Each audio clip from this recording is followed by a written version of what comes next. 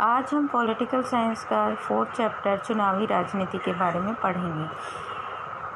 बेटा देखो, हम अगर फॉर एग्ज़ाम्पल एक क्लास में 10 बच्चे हैं, ठीक है, और अब वहाँ पर मैं किसी को अपना उनको अपना रिप्रेजेंटेटिव या अपना नेता इलेक्ट करने के लिए कहती हूँ, तो वो इजीली इस काम को कर देंगे क्योंकि जो स्ट्रेंथ है बच्चों की वो कम है, और उनके लिए अपने किसी भी उसको 10 बच्चों में से किसी भी एक को मॉनिटर या अपना रिप्रेजेंटेटिव इलेक्ट करना बहुत ही आसान होगा। लेकिन जब एक देश की बात आ जाती है तो इस तरह सभी लोग मिलकर इतनी इजीली अपनी सहमति से या एक जगह इकट्ठा होकर आसानी से अपना रिप्रेजेंटेटिव इलेक्ट नहीं कर सकते। इसके लिए उन्हें अपना प्रतिनिधि नियुक्त करने के लिए चुनावों का सहारा लेना पड़ता है, यानी कि इलेक्शंस का सहारा लेना पड़ता है। इस अध्याय में हम चुनाव क्यों ज़रूरी है, चुनाव के क्या उपयोगिता है, चुनाव कैसे किए जा सकते हैं, चुनाव की प्रतिद्वंद्विता से जो विभिन्न दल है वो लोगों को क्या लाभ पहुंचाते हैं, चुनाव किस प्रकार लोकतांत्रिक और गैर लोकतांत्रिक शासन प्रणाली के लिए आवश्यक हैं, इन सब के बारे में हम इस लेसन में पढ़ेंगे। तो इसमें पहला है इसमें एक एग्ज़ाम्पल दे रखा है कि हरियाणा के विधानसभा चुनाव हुए। तो ये थोड़ा पुराना है क्योंकि पुरानी बुक है। तो अभी हम रिसेंटली का मान लो ले लें कि जैसे बीजेपी की सरकार थी,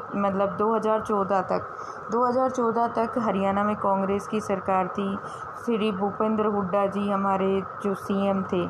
लेकिन उसके बाद जो इलेक्शन हुए उसमें बीजेपी को बहुमत मिला।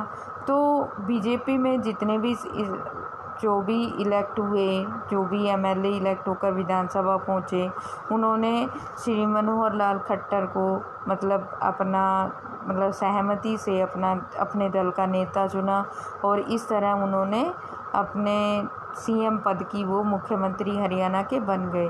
तो इस तरह से ये एक एग्ज़ाम्पल है कि किस तरह चुनाव हुए और किस तरह जिस दल की सरकार थी उसके अगेंस्ट दूसरे विरोधी दल की वहाँ पर सरकार बनी, फिर उस विरोधी दल ने अपने नेता का इलेक्शन कर दिया और चुनाव इलेक्ट कर दिया और वो बाद में मुख्यमंत्री बने।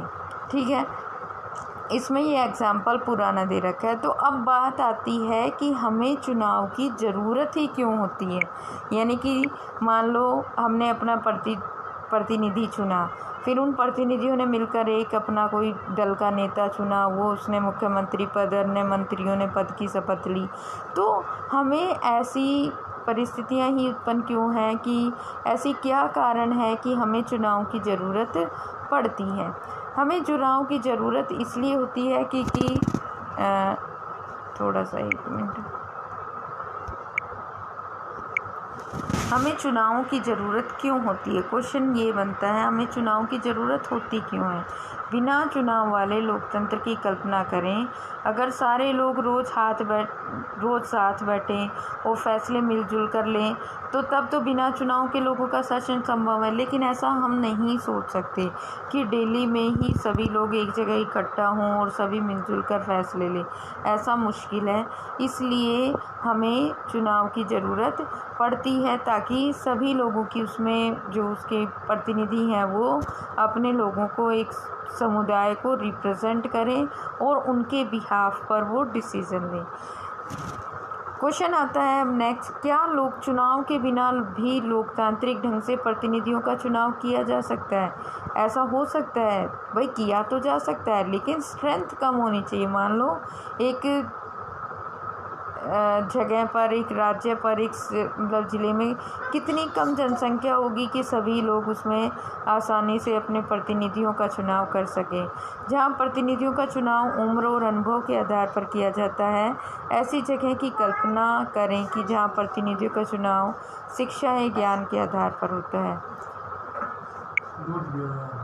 आगे इसमें आ जाता है कि हम इस व्यवस्था को लोकतंत्र कह सकते हैं। हम कैसे पता करेंगे कि लोगों को उनका अपना प्रतिनिधि पसंद है या नहीं है? हम ये व्यवस्था कैसे करेंगे कि प्रतिनिधि लोगों की इच्छा के अनुरूप शासन करें? तो इन सब चीज़ों का मतलब इस व्यवस्था को करने के लिए इन सब चीज़ों को करने के लिए एक व्यवस्था की ज़रूरत होती है। इसलिए नियमित अंतराल पर इलेक्शन कराए जाते हैं ताकि लोग अपने प्रतिनिधियों को चुन सकें, और अगर उन्हें अपने प्रतिनिधि उनके फेवर में या अच्छा उनके लिए काम नहीं करते हैं तो वो अपने प्रतिनिधि को बदल सकें, दूसरे किसी व्यक्ति को वो चुनाव में जिता दें। तो चुनाव में मतदाता कई तरह से चुनाव करते हैं कि मतदाता किसको चुने। वे अपने लिए कानून बनाने वाले का चुनाव कर सकते हैं कि अच्छा कानून बनाएगा। वे सरकार बनाने और बड़े फैसले करने वाले का चुनाव कर सकते हैं। मतलब किस बिहाफ पर वो अपने मतदाता जो है अपने नेता का चुनाव करते हैं। तो या तो वो अपने कानून बनाने वाले का, या जो बड़े फैसले ले और चुनाव करें उनका, या आ जाता है कि वे सरकार और उसके द्वारा बनने वाले कानूनों का दिशा निर्देश करने वाली पार्टी का भी चुनाव कर सकते हैं। नेक्स्ट इसमें आ जाता है कि चुनाव को लोकतांत्रिक मानने के आधार क्या हैं, कि चुनाव किस प्रकार डेमोक्रेटिक होने चाहिए, कि कैसे देश में जो चुनाव होते हैं या जो भी लोकतांत्रिक देश हैं या गैर लोकतांत्रिक देश हैं, गैर लोकतांत्रिक देशों में चुनाव कैसे होते हैं। तो पहले हम थोड़ा सा, इसलिए हमने पहले फर्स्ट लेसन में भी कंपैरिजन किया था कि लोकतांत्रिक देश में किस तरह से लोगों की मर्ज़ी से वो अपना रिप्रेजेंटेटिव इलेक्ट करते हैं, और गैर लोकतांत्रिक देश में या मोनार्की सिस्टम में जो भी या डिक्टेटरशिप में उनका जो शासक होता है उसमें लोगों की भागीदारी नहीं होती उसको चुनने में। तो लोकतांत्रिक चुनाव के लिए ज़रूरी न्यूनतम शर्तों के साथ अपनी बात की शुरुआत करें। पहला आ जाता है कि पहला हर किसी को चुनाव करने की सुविधा हो, यानी कि हर व्यक्ति चुनाव में भाग ले सके, या जो भी 18 साल से ऊपर का है उसका हर किसी को मताधिकार का अधिकार हो, और किसी के मत का समान, मतलब हर किसी के मत का समान मोल हो। ऐसा नहीं है कि किसी एक वो क्या होता है, समान वोट समान मूल्य, यानी कि एक वोट एक मूल्य, कि चाहे आप अमीर हैं चाहे गरीब हैं, चाहे पढ़े लिखे हैं चाहे अनपढ़ हैं, आपके जो वोट का मूल्य है वो समान है। ऐसा नहीं है कि बहुत अमीर व्यक्ति वोट डाल रहा है तो उसको 4 के बराबर काउंट किया जाएगा, या कोई बहुत गरीब व्यक्ति डाल रहा है तो उसको कम काउंट किया जाएगा। सभी के मत का जो है वो समान मूल्य होता है। दूसरा इसमें आ जाता है चुनाव में विकल्प उपलब्ध हों, यानी कि जो मतदाता है उसके पास ऑप्शंस हों, कि वो पार्टी और उम्मीदवारों को चुनाव में उतरने की आज़ादी हो, और वे मतदाताओं के लिए विकल्प पेश करें, कि मतदाता के पास ऑप्शन हो कि वो किसको अपना प्रतिनिधि इलेक्ट करे या चुने। तीसरा इसमें आ जाता है कि चुनाव का अवसर नियमित अंतराल पर मिलता रहे, यानी कि चुनाव फिक्स होने चाहिए। फिक्स मतलब अंतराल, यानी कि फिक्स टाइम पीरियड फिक्स होना चाहिए कि उसके बाद इतने 5 साल बाद इलेक्शन ज़रूर होने चाहिए, ताकि नए चुनाव कुछ वर्षों में ज़रूर कराए जाने चाहिए, ताकि मतदाताओं को अपनी जो अगर उन्हें अपने प्रतिनिधि को बदलना है या किसी और को इलेक्ट करना है तो उन्हें मौका मिलता रहे। नेक्स्ट इसमें आ जाता है लोग जिसे चाहें वास्तव में चुनाव उसी का होना चाहिए, यानी कि लोग जिसको इलेक्ट कर रहे हैं, लोग जिसको पसंद कर रहे हैं और जिसको वोट डाल रहे हैं, चुनाव उसी का होना चाहिए। ऐसा नहीं हो कि चुनाव में कुछ गड़बड़ हो, धांधलेबाजी हो और लोगों ने जिसको वोट डाले हैं उसको ना जिताकर किसी गलत तरीके से किसी दूसरे को जिता दिया जाए, ऐसा नहीं होना चाहिए।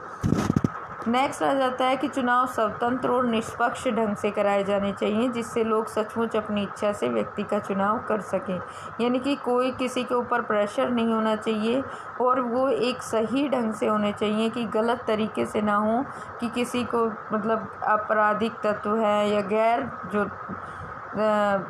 जो गलत तरीके हैं उनको अपनाकर वो इलेक्शन में वोट प्राप्त कर लें और वो जीत जाए, ऐसा नहीं होना चाहिए।